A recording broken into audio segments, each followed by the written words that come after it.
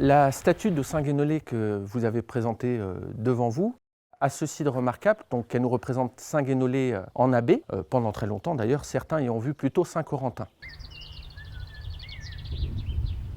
Juste ici, nous avons un élément architectural qui est un tombeau. Alors un tombeau qui remonte lui aussi à la période romane, mais ce tombeau qui est associé à une légende. Certains y ont vu le tombeau du très célèbre roi Gralon.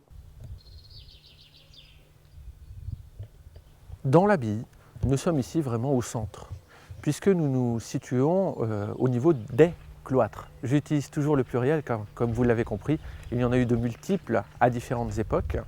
Ce qu'il y a de tout à fait remarquable ici, c'est qu'on a notamment mis au jour, les archéologues ont mis au jour un cloître remontant au IXe siècle, un cloître carolingien.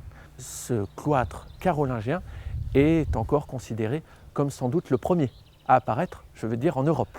On a le plan complet d'une abbaye carolingienne, ce qui est rarissime encore aujourd'hui.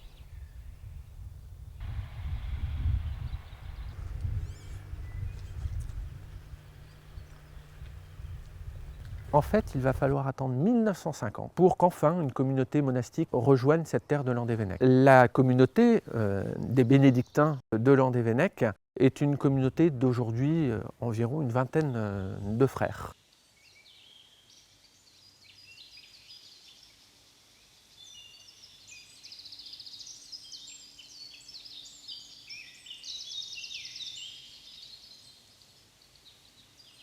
Le cimetière marin, comme il est nommé, qui prend place en fait au creux d'un méandre de l'Aulne, non loin d'ici. Ce cimetière marin en fait est un lieu occupé donc, par la marine, et c'est un lieu de toute façon qui a depuis très très longtemps attiré la marine. Je dirais qu'au-delà de ce cimetière marin, pour les gens qui veulent découvrir Landévennec, le belvédère qui permet de l'observer vous permet également d'avoir une vue panoramique magnifique sur les méandres de l'Aulne, avec pour point de mire le Ménéum. Donc voilà, un site tout à fait magique.